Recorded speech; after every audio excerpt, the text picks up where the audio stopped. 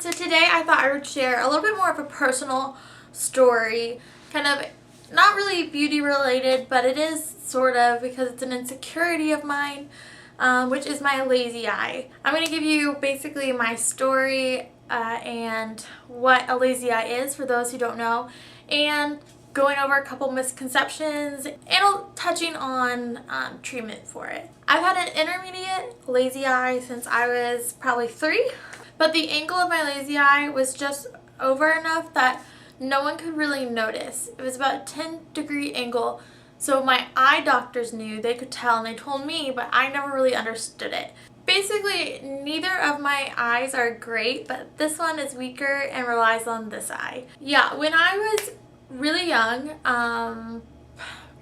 probably as soon as they diagnosed us, until about age 7, which is when they decide that the critical period of your eye being able to learn is over.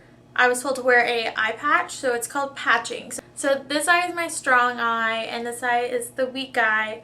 So you would patch this eye, cover it like an eye patch, like a pirate, and then you would just like read or do stuff, I don't know, go around the world with this eye patched for a little bit, making this eye stronger, so hopefully you would fix it. The very first misconception I want to get off right off the bat is that lazy eye is not treatable after that critical period. After age 7, the only thing that eye doctors talked to me about was my astigmatism, glasses and contacts, getting those diagnosed. So it's kind of like a number. I would bring up the concerns, and their main priority was just getting my eye exam done and out the door. So granted, I did go to like Walmart Optical, so that's probably not the best place if you have special issues with your eye to go.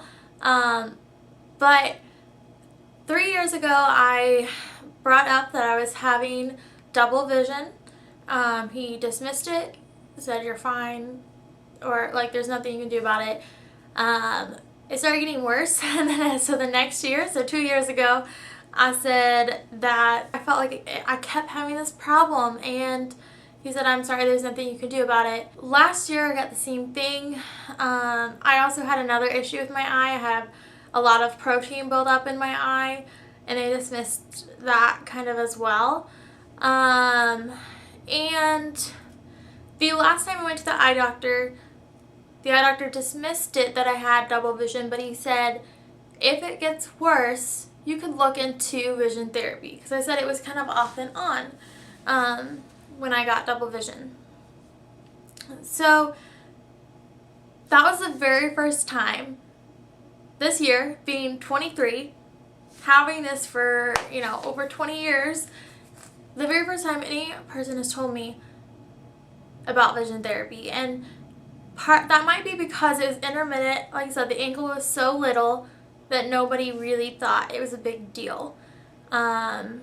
I wouldn't be eligible for surgeries. I wouldn't be eligible for much of anything unless I have at least a 20-degree, which means it's noticeable to the human eye. For me, that's frustrating to have someone say there's nothing you can do. Like, I'm having double vision, and it's hard to have double vision. It's like you're seeing two things. One thing is super solid and clear, and the other one is faint outline, and it's not really the real one, but it's still kind of dizzying and distracting, and you can't focus. And to have someone say you're going to deal with that for the rest of your life, good luck, sucked. Anyone out there who has had a lazy eye, mine is intermediate. I don't have it all the time. Like, there is something you can do. I think with anything, there's nothing that's like completely, even with like cancer, there's still chemotherapy. Like, saying that you're stuck with something for the rest of your life is ridiculous. Like, to not even like try and explore options. There's actually several different eye doctors. So there's like your basic run-of-the-mill eye exam doctor at like Walmart or whatever, wherever you go, and then there's like specialized, like private eye doctors, I don't know what they're called, which are a little bit more specialized and they know a little bit more of what they're talking about. And then there are two types of doctors. There's the ophthalmologist, I think, ophthalmologist, so however you say that, ophthalmologist. Okay, and those are the ones that do surgery. Okay, so like LASIK surgery, fixing like the muscles. So there is a surgery that can be done for if you have a strong lazy eye. There is a surgery that you can get done where they weaken the muscles over here to kind of even out the sides, and strengthen, elongate the muscles over here, and those are the doctors that do that. Optometrists are the ones that do vision therapy. In vision therapy, they might mention a doctor. You can definitely go to them as a source for surgery, but the eye surgery people don't really like suggest the vision therapy, and the vision therapy like don't really suggest that very much, and the like general eye doctor really doesn't suggest either. And basically they don't talk to each other, and they're all supposed to be tools to help you get your eyes perfect, but if you don't know about them, how are you supposed to like get it fixed? So that would be my like second misconception, that whoever you talk to that has training in eyes is going to be well informed on everything, because they're not. Old doctors do not know that lazy eyes can be worked on. For the longest time, the critical period, that was believed to be true and no one tested it. I want to say that every case is different with lazy eyes. Like, for the most part, vision therapy is what lazy eye people need. And surgery is only cosmetic, meaning they straighten the eye so people don't look at you weird, but it doesn't help your vision. But there are some cases where you need that, and even my vision therapist has said that I might need surgery to make it easier for my eye to get in the place that it needs to be.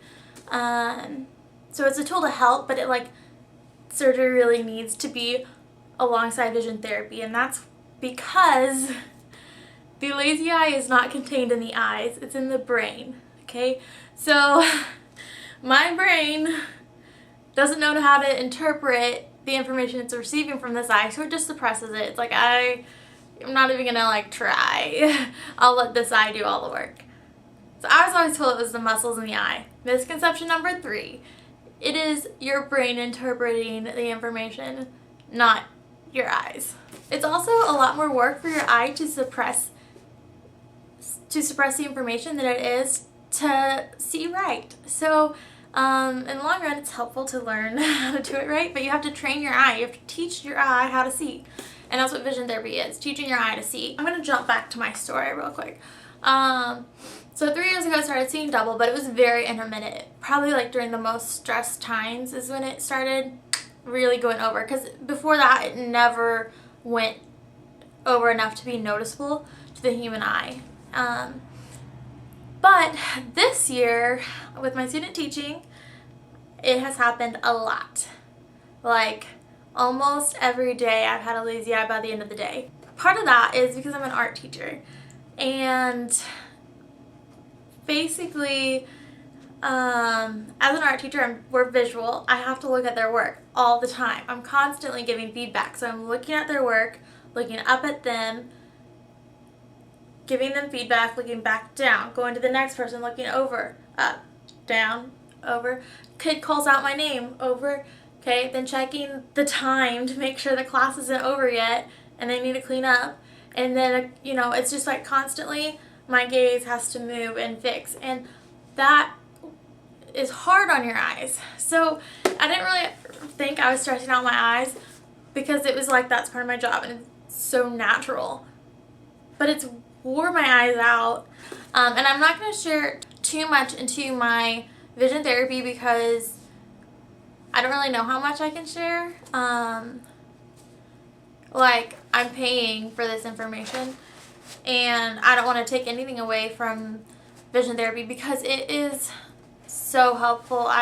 It's worth every penny, and honestly, if you have a lazy eye, you need vision therapy. You need not totally at-home strategies, because you need someone to watch your eye and make sure you're doing it right.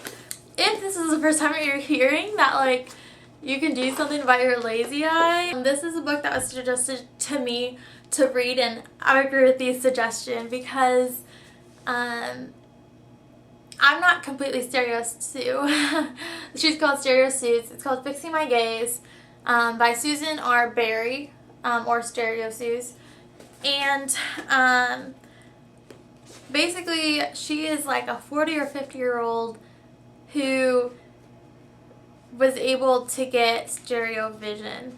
And she explains what that is in here, because I didn't know what it was before either, so I'm not going to go too far in depth. But basically, if you have a lazy eye, you do not have stereo vision, and 3D movies are hard for you. The Magic Eye books, where you just see a picture, are heartbreaking. I tried so hard as a kid to see it, and I never could see it, and I would like pretend that I could see it, like, I think I see something. No, I didn't. And I was so heartbroken that I couldn't see the images. I didn't realize that it was my eyes that couldn't see it. Like, I thought I wasn't doing it right. So I figured if she can do it, like, I can do it too, and you can do it as well. So even though my story is a little bit different than hers, she shares like several other people's like different stories of different ways that they have their lazy eye, and even mine as an intermediate lazy eye. She wrote about someone that had something very similar to me, and I could really relate to it. And she talks about a couple different vision therapy stuff that she did, and that was like, I don't know, it's eye-opening and it's very helpful, so I highly recommend this book. So I just googled vision therapist in Kansas City. There's really like only one or two, so I didn't really have a lot of options. But she's wonderful. Basically, I start with an exam, a very extensive eye exam. There's more to vision than 20/20. So the tests were completely, I don't want to say ridiculous, but like unique. Things I've never done before in an eye exam. The last session I had, she explained the eyes more, and I got my prescription of my therapy that I need to work on. Because mine is intermittent, we're only going to do it once a month, vision therapy there, and because I'm a teacher, I don't have a lot of money and it can get expensive. I know if you have it permanently, you would probably be once a week. She gave me a bunch of stuff to do and work on, and then like I'll come in and check, and she'll see how I'm doing and give me more and move me up a level. One of the first things that she did, that she prescribed me, was reading glasses, and I wear them on top of my contacts, and the point is to only wear them when I'm at work. And not necessarily at work like at lunch, but like when I'm in a classroom teaching and I have to like look up, down, all around. So I'm going to show you because, yeah, no, why not? Okay, so these are my reading glasses. Today was my first time wearing them during class, and I have so much energy, which is why I'm filming this right now, because I have energy to do so. A lot of the time I come home completely exhausted. I'm driving home with double vision, and probably is not very safe, to be honest. And I get home and I just want to close my eyes, take a nap. I'm so tired. Even like trying to do my classroom, like putting the chairs up on the table for the janitor to clean, is exhausting. Today I just feel fresh. Like, it just really took the stress off my eyes. I don't even know how to say it. So that's making a world of difference. Like, I don't have a lazy eye today. I also have a couple like at-home things I need to do to work on. Like I said, I'm not going to go into it because I don't want to take away anything from vision therapists. And these are things I have to do every day. Eye exercises I have to do every single day to help rewire my eyes how to think. It's just starting. Like, my eyes have a long way to go before they're up to par. But I just really wanted to film this video to just share with people that double vision is never okay. If you're having double vision, you need to keep going to different people until they tell you there's something you can do. about it. I'm just really, really happy that I finally am starting to do something about it. So I have a lazy eye, but I'm not giving up until it goes away. There are also lazy eye apps. Some of them cost and are expensive, but there are a few free ones that you can do by which are good to like patch. Patching is not bad, but do it with purpose. When I did it when I was younger, we just did it just to like do whatever, but very like purposeful things that you're trying to rewire your brain to do, because you really want to get your eyes to work together, not separate. That's all I have for you. If you have any questions for me, feel free to comment below. I mostly do like beauty videos, so feel free to check those out. But I just wanted, I guess, to just share my story. So, bye guys.